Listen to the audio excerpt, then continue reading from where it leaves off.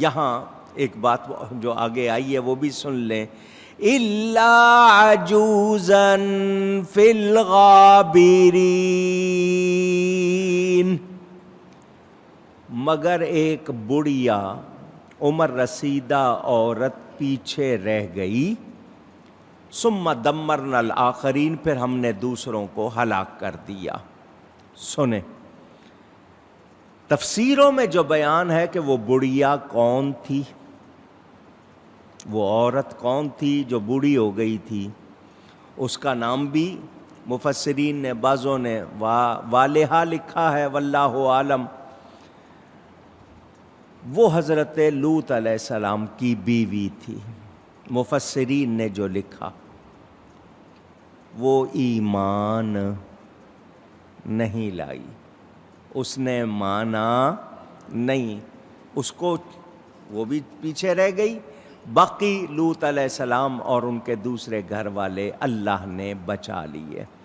اب یہاں ذہن میں ایک وہم آئے گا کہ نبی کی بیوی اور کافر، کسی کے ذہن میں یہ آئے گا تو سن لیجئے، ہر دین میں جو پہلے ادیان گزر چکے ہیں، دین کی جمع ادیان گزر چکے ہیں، ان میں بعض احکام تھے جو اب نہیں ہیں، پہلے وہ احکام تھے اب نہیں۔ مثلا حضرت آدم علیہ السلام کی اولاد اس وقت اور انسان نہیں تھے، تو ان کے ہاں پیدا ہونے والے بچوں کا آپس میں نکاح ہوتا تھا، پہلے سال پیدا ہونے والے لڑکے کا دوسرے سال پیدا ہونے والی لڑکی سے نکاح، دوسرے سال پیدا ہونے والے لڑکے کا پہلے سال پیدا ہونے والی لڑکی سے نکاح ہوتا تھا۔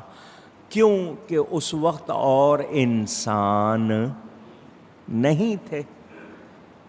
جب آبادی بڑھ گئی یہ قانون ختم ہو گیا، اس وقت کی ضرورت تھی، اس وقت جائز رہا، اب آپس میں بہن بھائی کا، ایک ماں باپ کی اولاد کا نکاح نہیں ہو سکتا، کوئی گنجائش نہیں۔ کافروں سے پہلے نکاح جائز تھا، اب جائز، اونچی کہہ دیجئے۔ وہ عورت حضرت لوط علیہ السلام کے کنبے میں، خاندان میں شامل تھی، اس لیے اس کو الگ سے بیان کر دیا، مستثنیٰ کر دیا گیا، عجوز کہا گیا، اس کے معنی بڑھیا کے کیے گئے۔ تو وہ بہت سے امور میں عاجز ہوا کرتی تھی، حالانکہ وہ پیچھے رہنے والوں میں سے تھی جن پر عذاب نازل ہونا تھا، لیکن وہ ان برے کاموں پر جس طرح ناراض ہونا چاہیے اور جس طرح اس کو برا سمجھنا چاہیے وہ ناراض نہیں ہوتی تھی، وہ پیچھے رہ گئی۔ راستے میں جب وہ چلی اس کے سر پر ایک پتھر گرا اور وہ وہیں ختم ہو گئی۔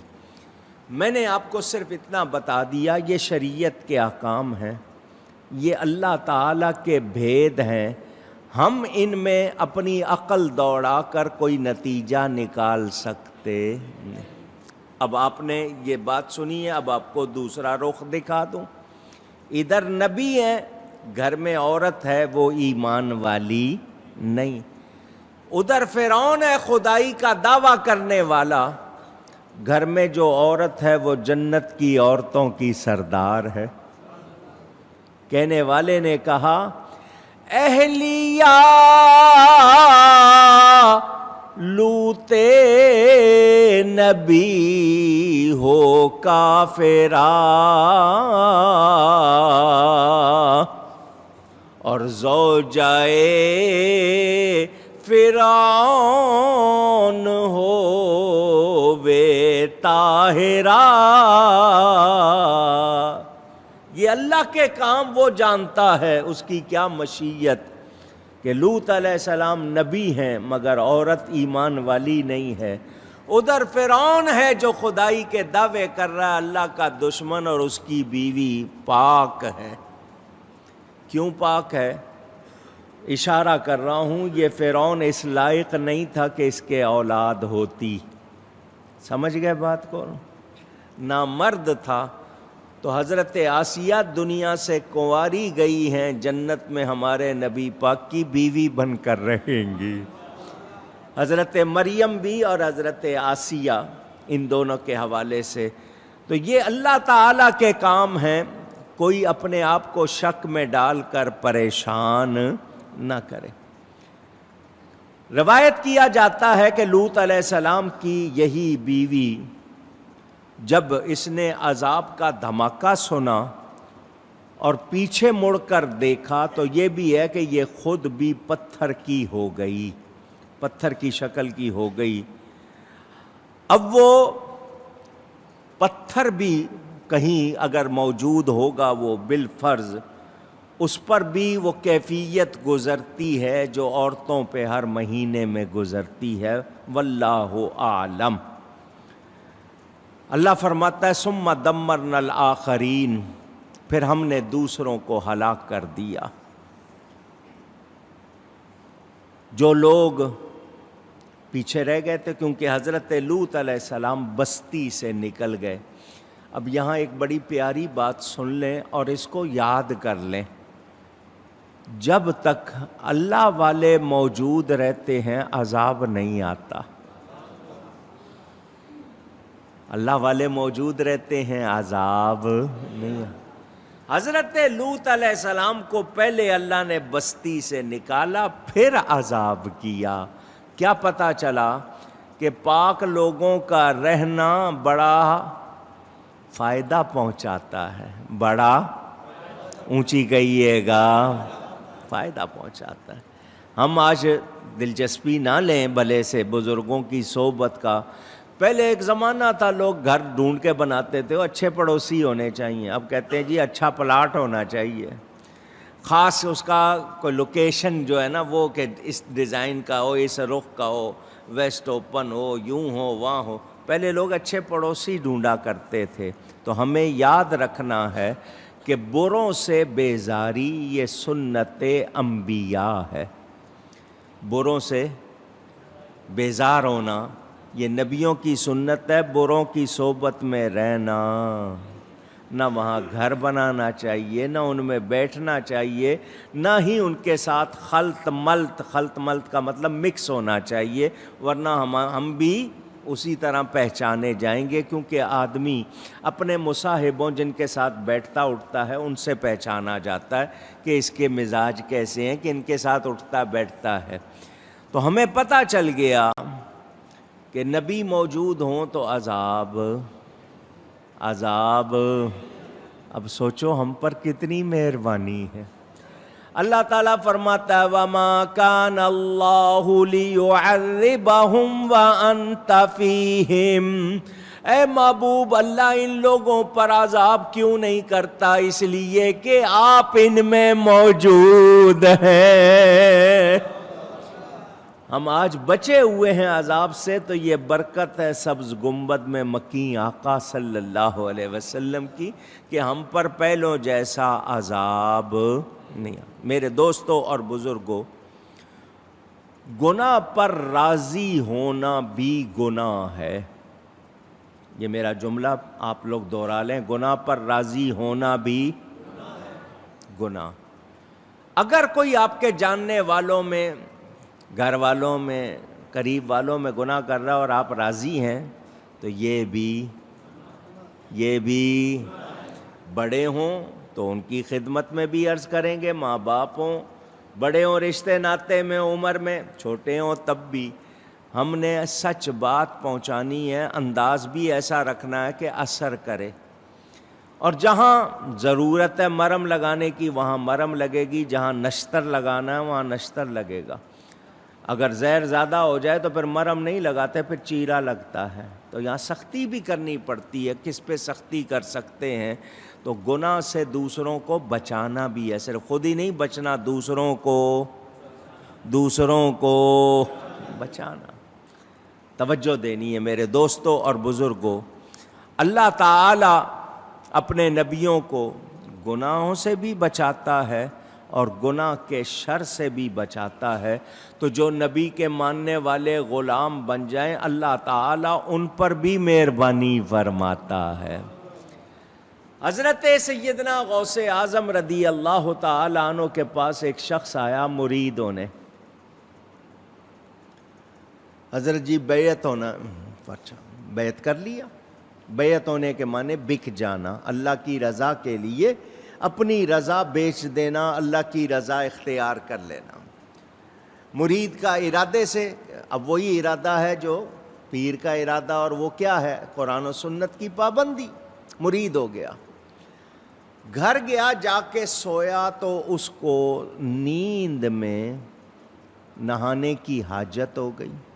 احتلام، ویٹ ڈریم جس کو کہتے ہیں. اٹھا، اس نے غسل کر لیا، دوبارہ سویا، پھر ہو گیا، پھر غسل کیا، پھر سویا، پھر اس طرح اس کے ساتھ 70 مرتبہ ہوا.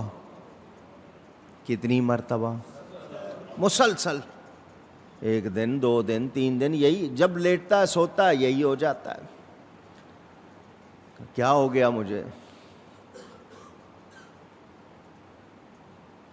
میں کیا کر بیٹھا ہوں؟ بیعت کی ہے میں نے اور میرے ساتھ یہ کیا ہو رہا ہے؟ پیر صاحب نے کوئی بہت گرم توجہ ڈالی ہے.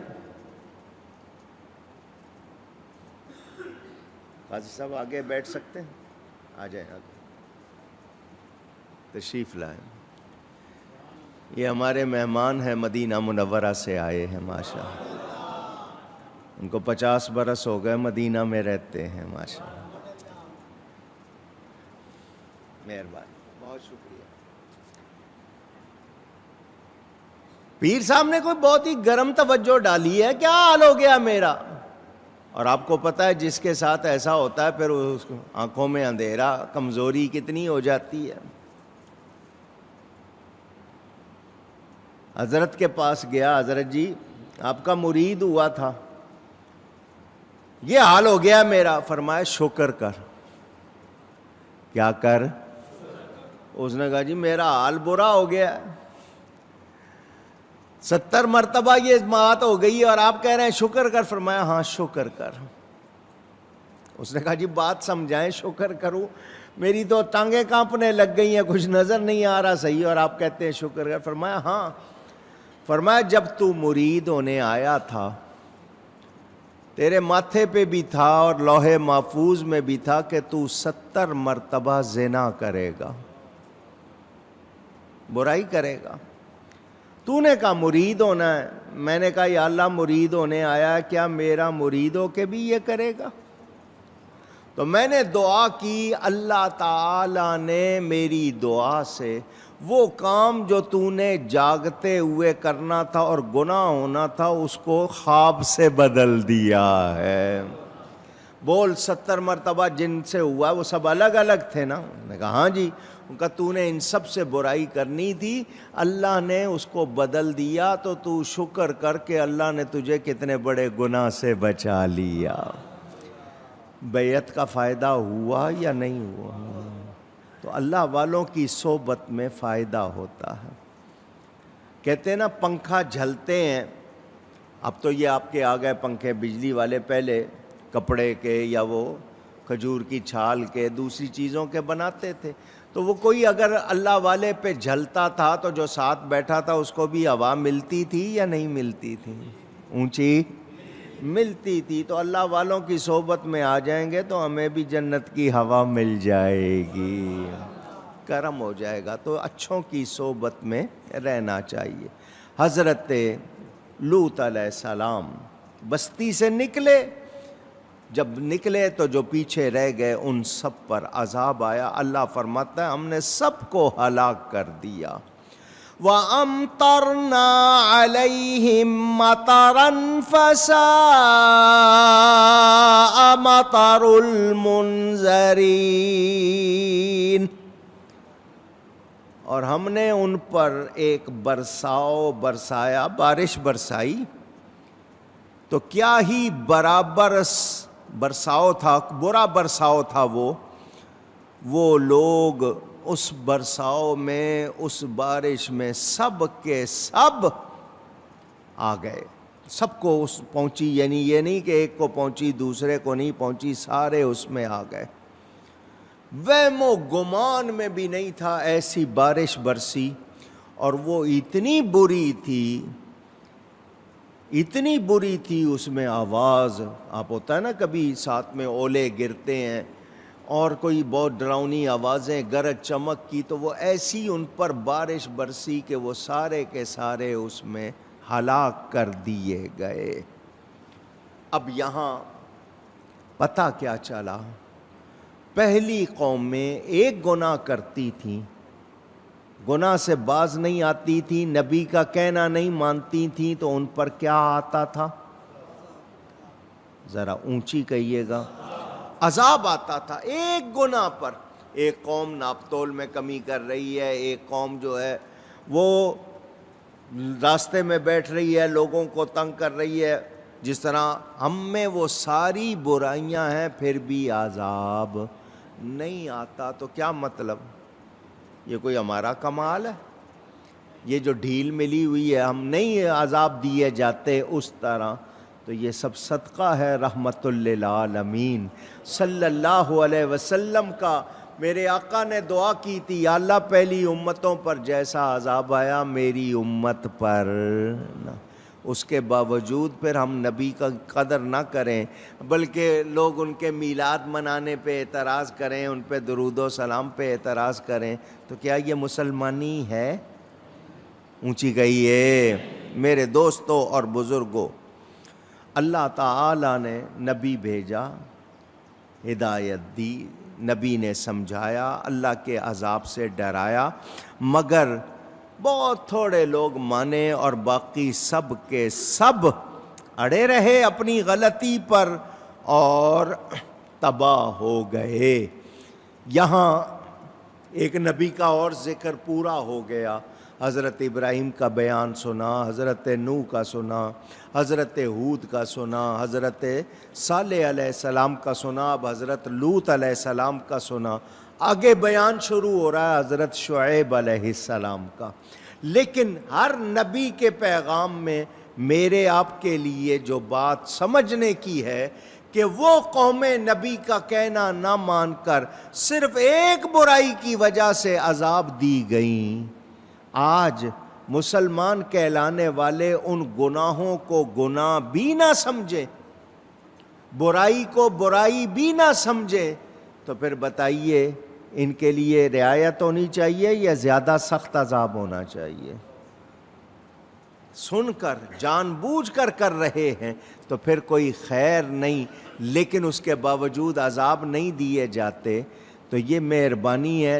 یہ جو دوسرے معاملات ہیں ہمارے ارد گرد جو تکلیفیں آتی ہیں، یہ ہمارے اپنے اعمال ہیں، کہیں تنگی ہے، کہیں پریشانی ہے، لیکن ہم سیکھتے تو پھر کیا سمجھدار ہیں؟ کوئی آپ کو ویسے کہے بڑے بے وقوف ہو تو آپ کو غصہ آ جائے گا، مگر کام وہی کر رہے ہیں بے وقوفوں والا، احمقوں والا۔ تو سمجھدار بنیے، پہلے لوگوں سے سیکھیے۔ اللہ تعالیٰ ارشاد فرماتا ہے ان فی ذالک لآیہ، بے شک اس میں ضرور نشانی ہے، وما کان اکثرہم مؤمنین، اور لوط علیہ السلام کی قوم میں بہت سے لوگ ماننے والے نہیں تھے، مسلمان نہیں تھے۔ وَإِنَّ رَبَّكَ لَهُوَ الْعَزِيزُ الرَّحِيمُ، بے شک تمہارا رب ہی عزت والا مہربان ہے۔